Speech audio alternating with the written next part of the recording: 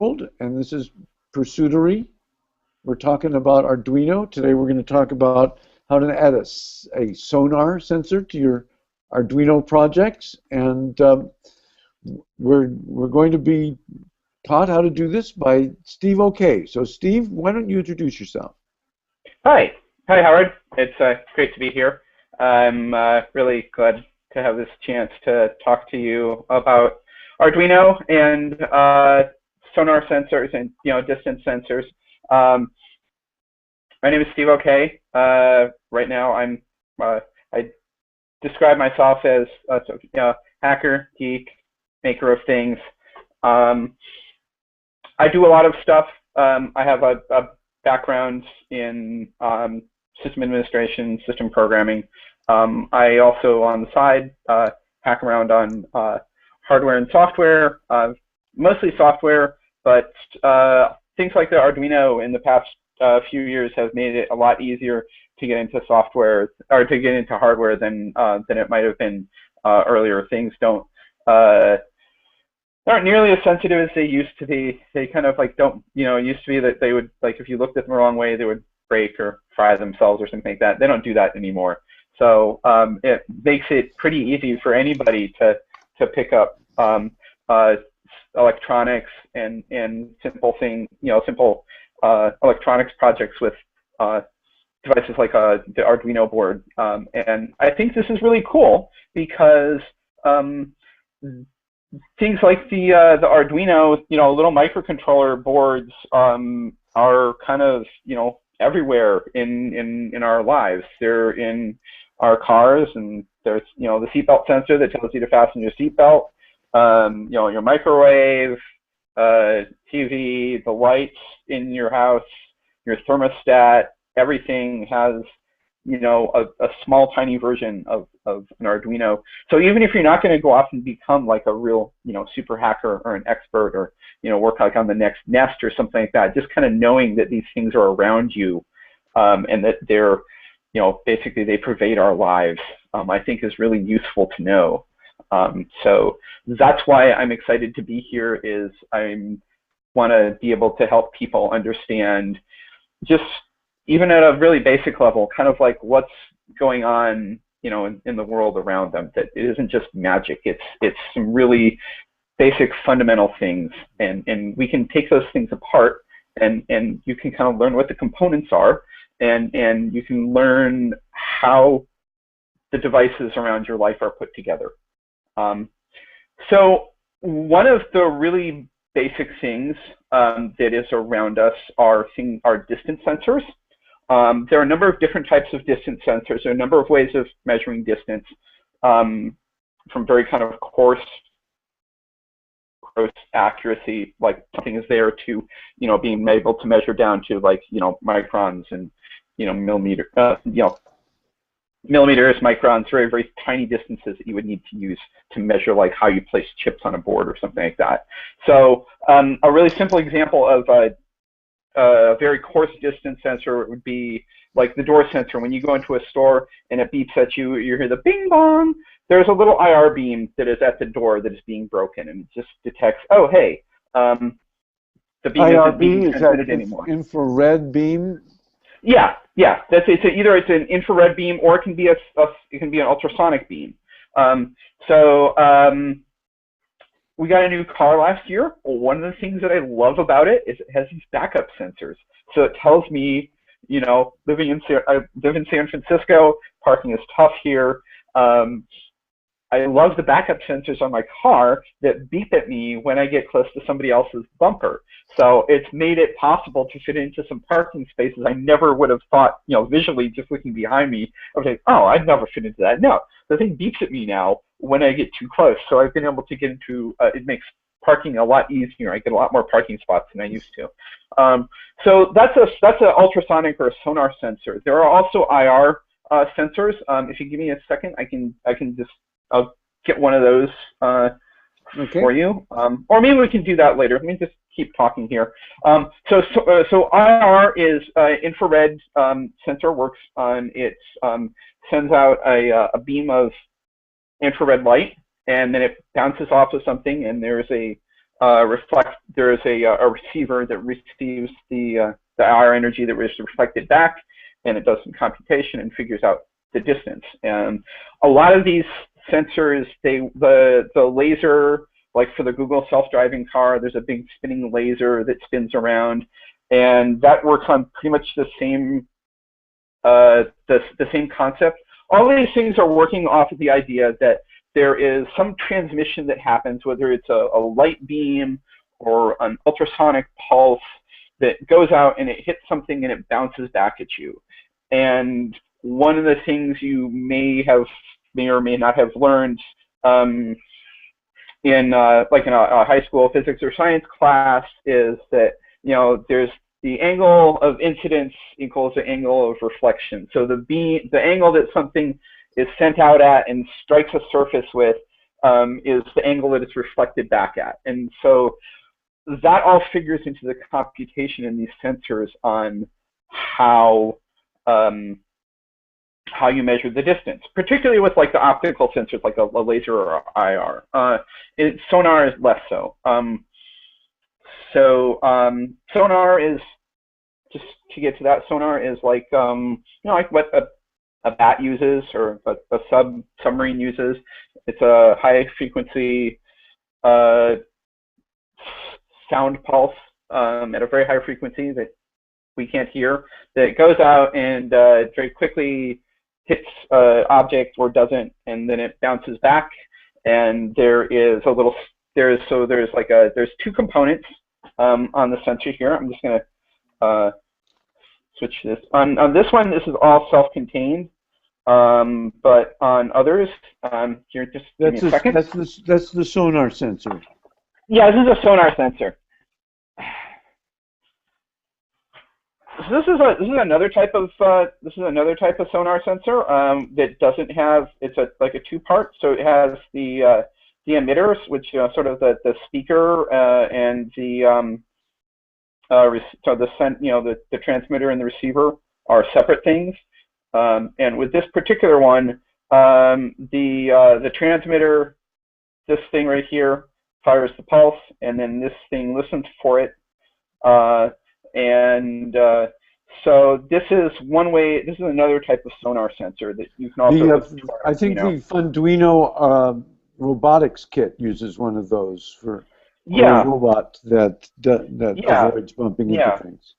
These are a little less expensive than the Maxbotics sensors because it's a two-part system, so they don't nearly need they don't need as much sophistication in the device as you would in the kind that we're going to be using today.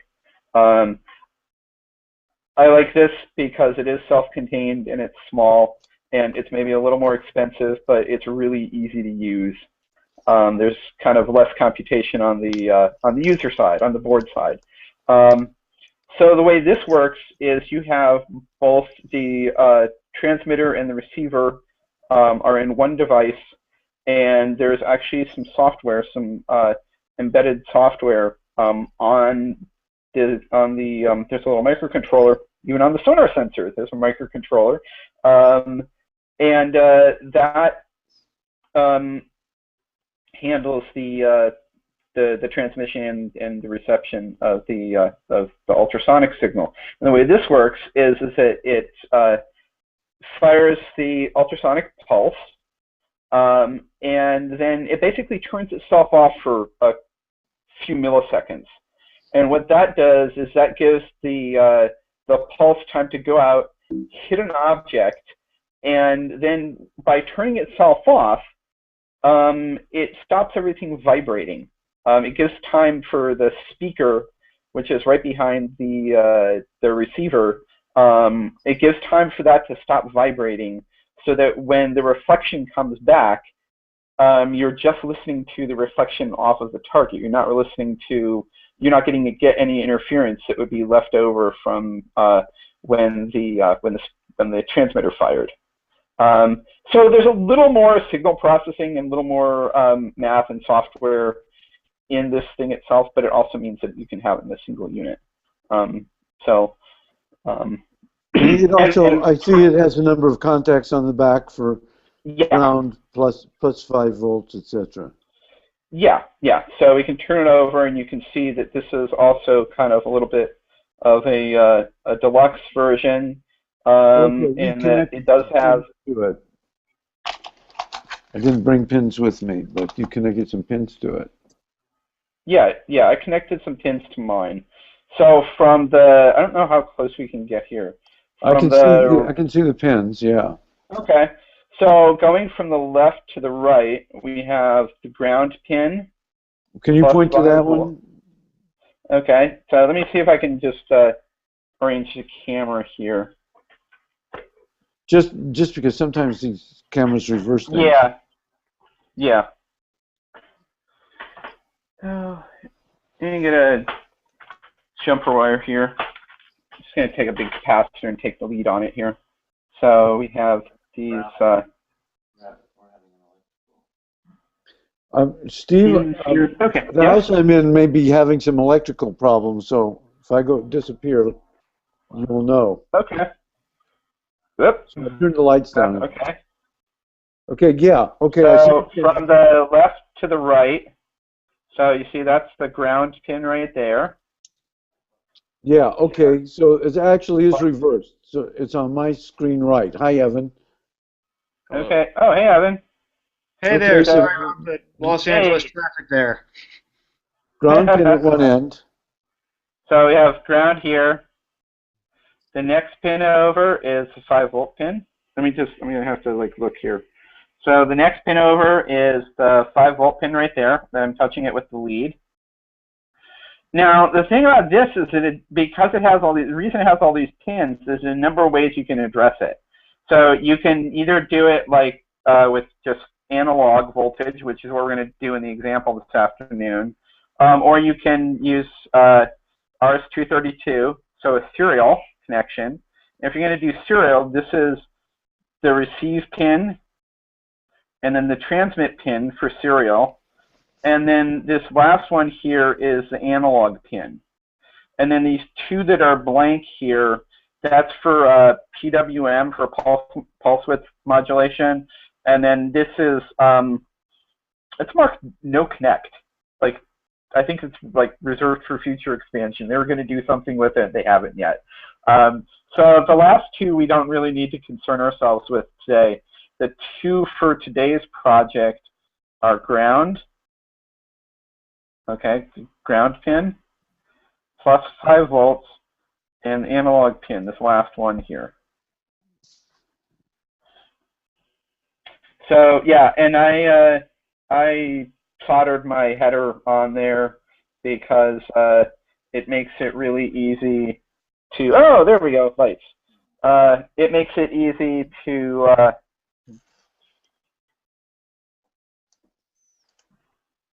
there we go. It makes it easy to just insert right into the breadboard there. Okay. So you can just stick it in there and it stays. So if you don't have that, then the way that just a little, yeah, the camera's reversed here. I don't have it with me. I just have jumper wires with me. Okay. So yeah, well, the jumper wires, they would also go. The jumper wires are also going to go pretty much in the same positions. So in here and here and here and here. So you know what? Let me go. Let me just to get you started here on this, maybe to present a clear picture. Let me get the jumper wires will fit through these holes, but they kind of can fall out of them. Maybe I could pin it through the hole onto the board.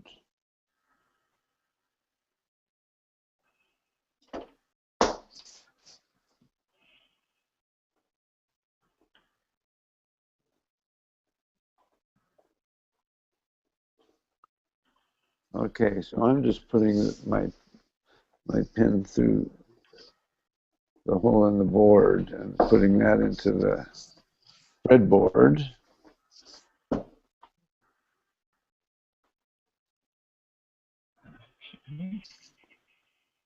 I guess Steve went off to get something. Hi, Evan. Yeah, I'm here. I'm just gonna start up. I'm gonna start up the fritzing program, Okay, I and would just. I'm gonna show you. Oh, okay, good. I'm gonna show you the little sketch that I Yeah. made. By the way, Evan, I had trouble trying to upload Steve's circuit image to the Geek Out page. The upload image in the editor just did not allow me to upload it. It wanted me to input a URL. Oh, that's right. So I need to put that on an external site, I think.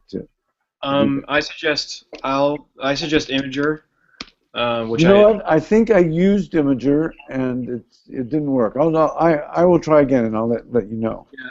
So Imager, Steve, can I just put my jumper wire through the hole on the sensor board into the breadboard and use it that Yeah, way? you should be able to do that. I've done that before, and they should fit.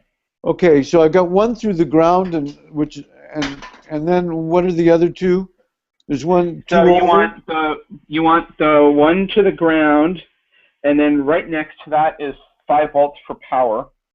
Okay. So right next to that. Actually, I'm gonna switch to screen share here, and Yeah. this should bring up the fritzing.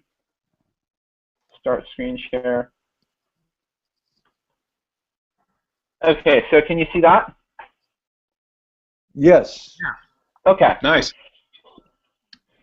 So what you want to do is this one right here, the black one, is your ground wire for the sonar. Okay. And then the red one right next to it is the 5 volts. Okay, and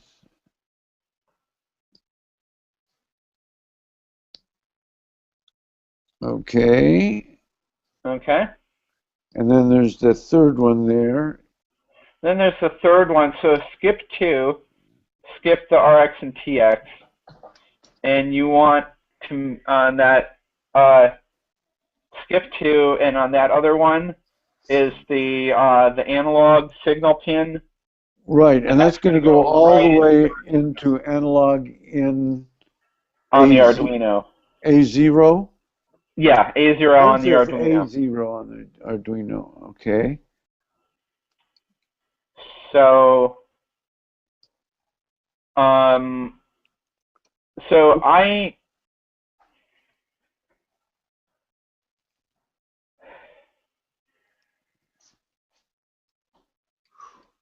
You okay? You okay? Oh.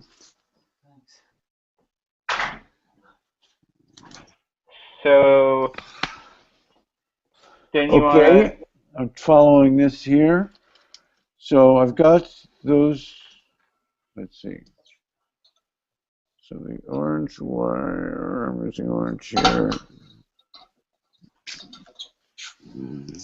yeah, you can use Yeah. pretty much any color you want, but I like to keep like orange or yellow for signal. Yeah, okay. And usually if there's like actual data, I usually use like blue or green. So it's just my own convention. Yeah. Okay. I'm connecting these here. I'm going to connect the black one to ground. Which on most breadboards is going to be the blue stripe there. Yep. Okay. And then 5 volts to the opposite side. 5 volts goes. 5 volts is the second one. Right, next to the red line. Yeah, that goes to the red rail, right? Right.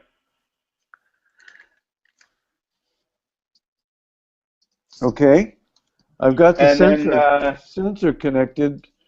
Oh, and then what's Okay. that little black thing in between the two there?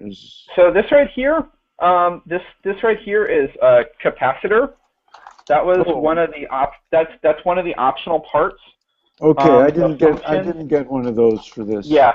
So it should work fine without that. The function that the capacitor has is that it provides a slightly cleaner power supply to the sensor. And so you're going to get more accurate readings. If if you're going to use this for something more than just like experimentation or like a home project or something like that, what the capacitor does is it takes in a certain voltage, like in this case, 5 volts, and it holds on to it for a very tiny amount of time, like a few nanoseconds, and then it just discharges it. And so, I mean, you'd think like, well, what's the use in that? Well, what that does is it just, the biggest uses it has is to smooth out the flow of electricity through the circuit. So it's kind of like acting like a little gate, or almost like in some ways like I guess like a little canal or dam or something like that, where you have this current coming through, and then you have this small thing that kind of takes that in, holds on to it for a second, and then for a short time, and then it discharges it at a regulated voltage. So if it comes in, like if you have a battery that's maybe powering your Arduino, it's maybe running a little low, it's not exactly 5 volts or it's not exactly 9 volts, the capacitor will discharge it at so it just kind of makes things a little more even. It gives you like a better quality. That's like the reason I put this as an optional part on the parts list is that for this particular application, for what we're doing here today, it's fine. It's not, okay, so I have my sensor all connected up on the breadboard and the Arduino, and then then there's that other device there. Is that the beeper? Yeah, that's the beeper. Okay, so let me see that fritzing again. Okay. So the beeper, you have again, you have like a power and a ground. And why aren't those? Oh, okay, I see. Why aren't they going directly to the Arduino? So they could. I did this just because I like to lay out my boards with especially when I'm using a breadboard. I like to use like short wires, because if you start getting a lot of parts on here, then you start having lots of long wires jumping, and it just gets to be really messy. Okay, so this is kind of, and I was I've got this beeper here, and it's got a long wire and a short wire. So which goes to where? Let me come back to the screen here. Well, it looks like they're both on the red rail. Is that right? No, that couldn't be. No. So what I'm doing here is I have one for power, one for ground.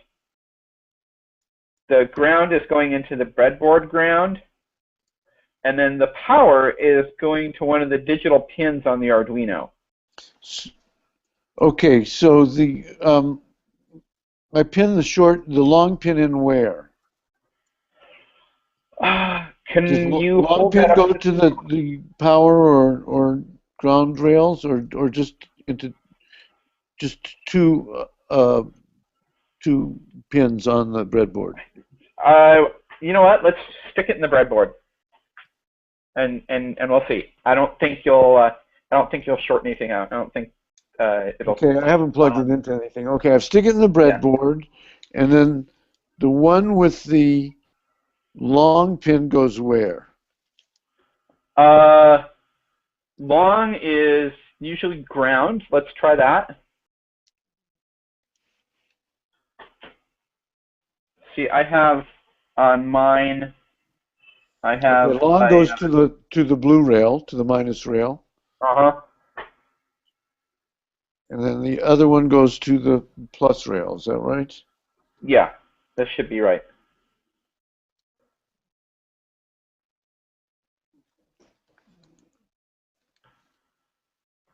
I'm gonna move that over one. Okay, I don't have this plugged into my computer with USB yet. Should I do that?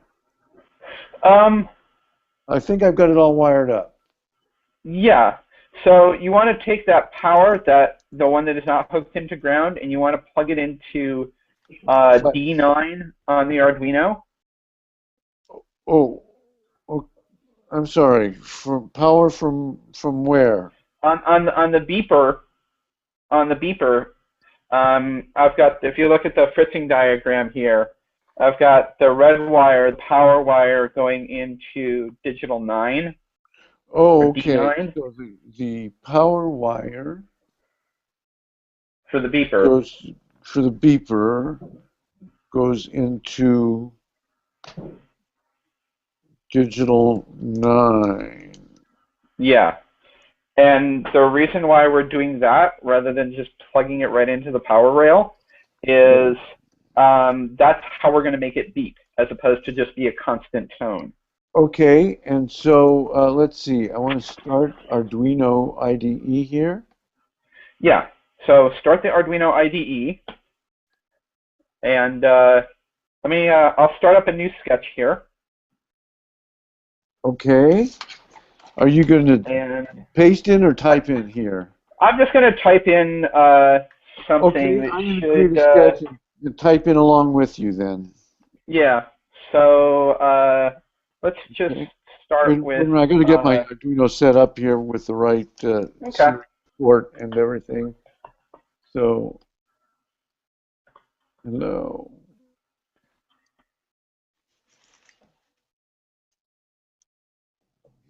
Oops.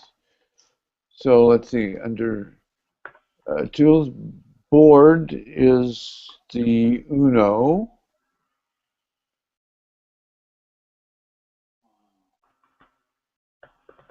And the serial port is USB modem. Okay.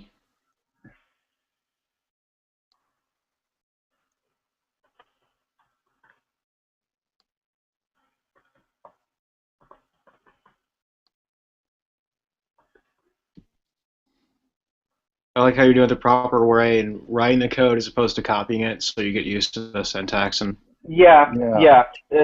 I have like a whole kind of long rant about cutting and pasting, which I won't go into here. Okay, hang on. I'm just getting started here, so let me get started. So. Okay. So this is going to. Let me equals 9. Really quick here. This is just really quickly. This is just going to get the beeper to beep. It'll beep. It will wait for some period of time, and then it'll beep again, and it'll beep again, and so that at least that way you know that the beeper works.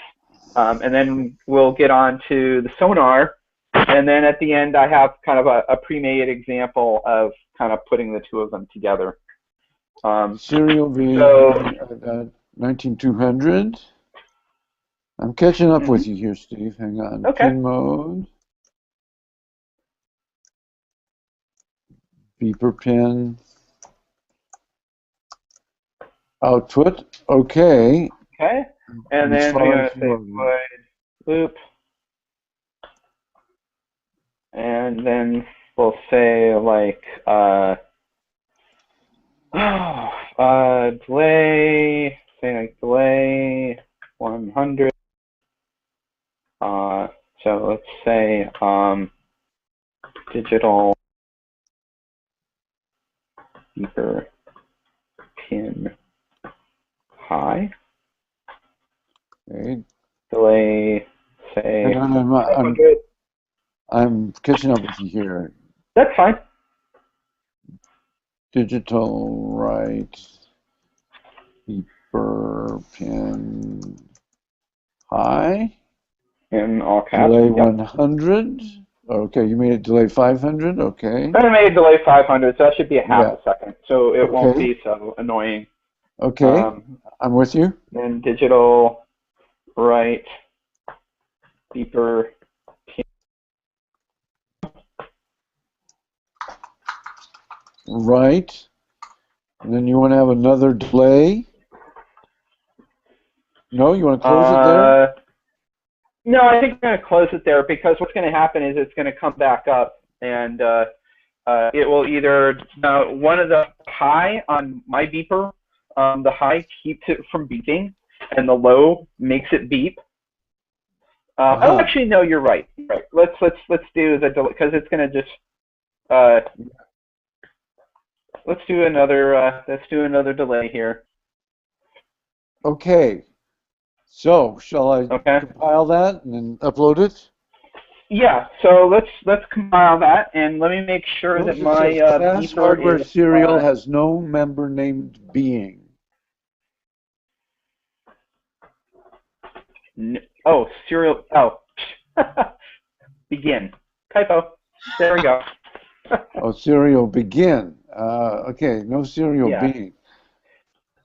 That makes more sense. And then what you want to okay. So since we opened the serial port, what we can also do is when we can come down here and we can go serial dot. So right here, insert line, since we already opened the serial port, say serial.println. Beep.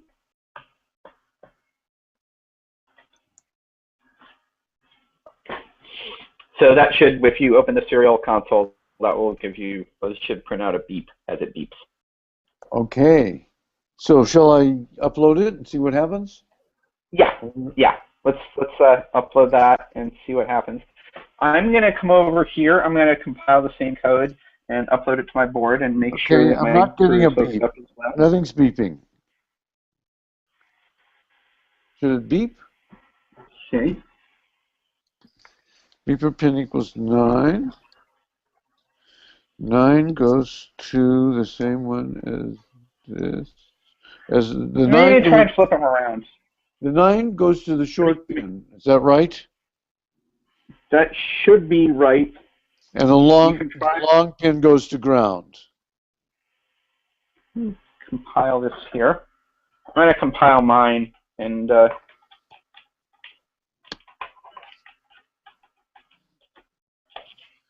and this goes into A0. Is that right? Yeah. Although we're not using that yet, so it doesn't. It's not.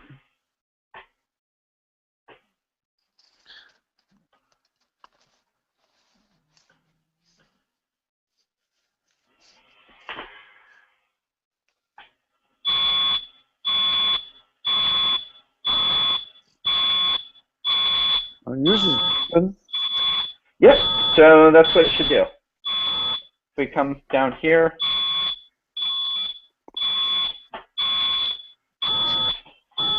Okay. So I'm just going to pull the pin out here. Thanks. There we go.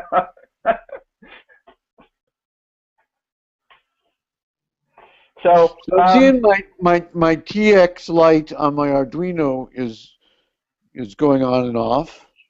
Yeah, so that's I'm not getting any action on the beep. Why don't we try and do this? Unplug your Arduino board. Yeah. Okay, and why don't you try flipping those pins around, or take the beeper and flip it around. Flip the beeper pins around. Okay. Yeah. Okay. Change And then I'm going to now plug it back in. Yeah. All right. I'm working. All right. Okay. So let's just we can stop that, don't I? Yeah, just pull the pin out.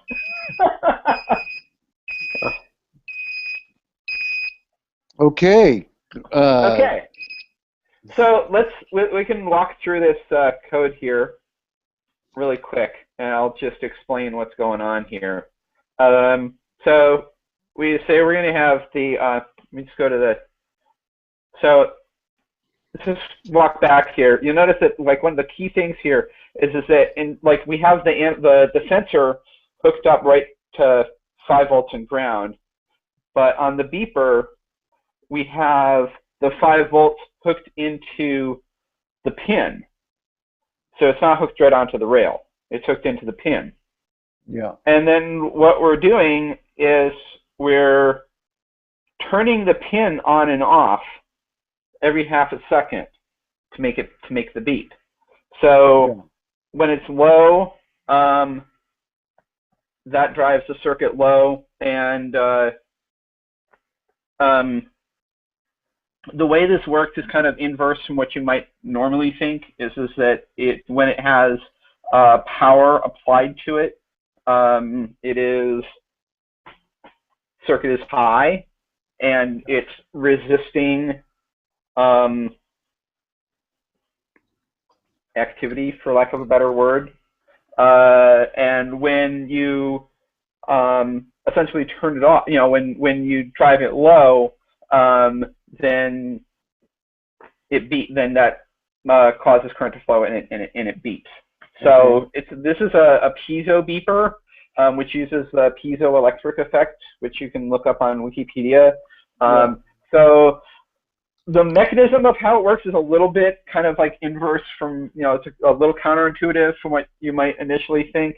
But the fundamental thing here is that we're using the fact that we can toggle pin 9, whether it's on or off. The fact that we can toggle that like a switch is what's making it beep. So how do we get the sonar to work? The sonar working? Okay, so let's start a new sketch.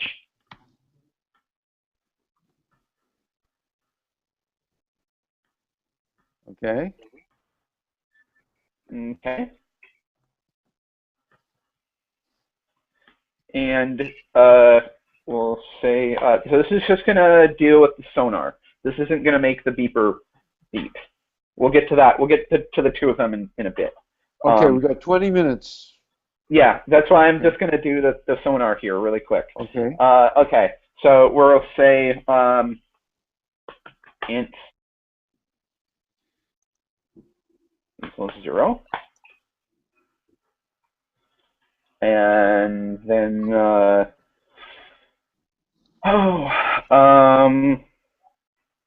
void setup. And then you want to say, again, serial.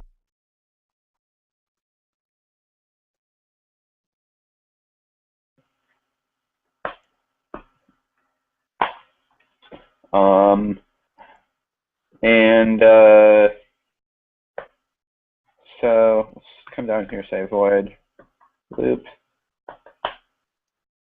and say distance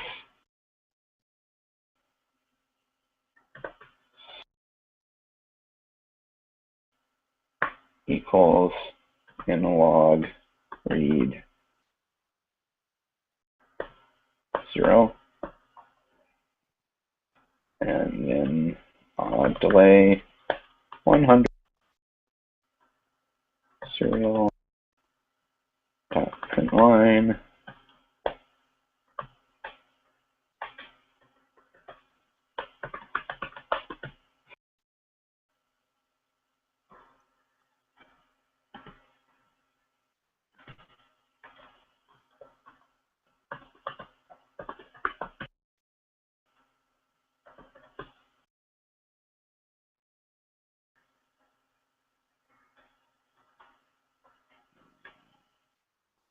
Okay, so that should be a very, very simple, should be very simple. I'm just going to come down to my code here. Analog read. Okay, and we've got to the second serial print line. To print out the sonar value. Okay. Okay.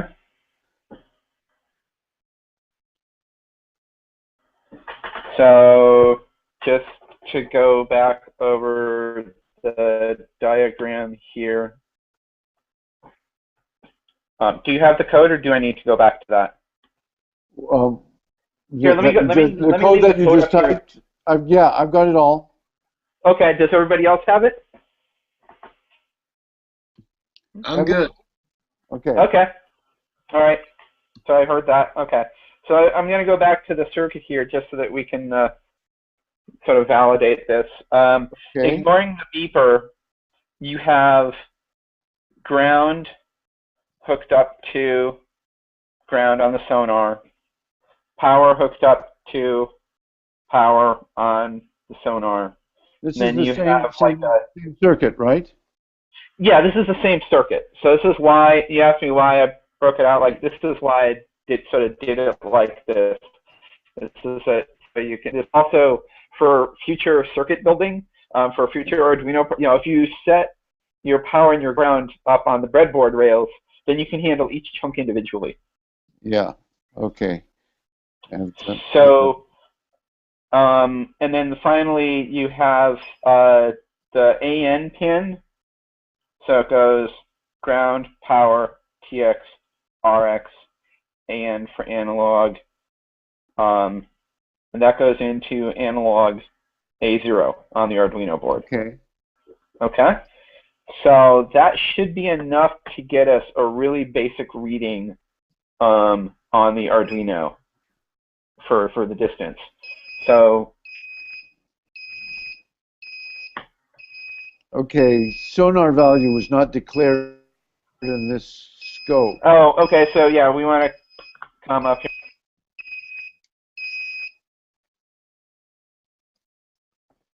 Pin up here, say int sonar value. Make that a global. Check it. Okay, so it liked it. Yeah. All right. Sonar value equals I'll put that up 0. to the top right underneath the sonar pin. Okay, so shall I try this again? Yeah. Let's compile this.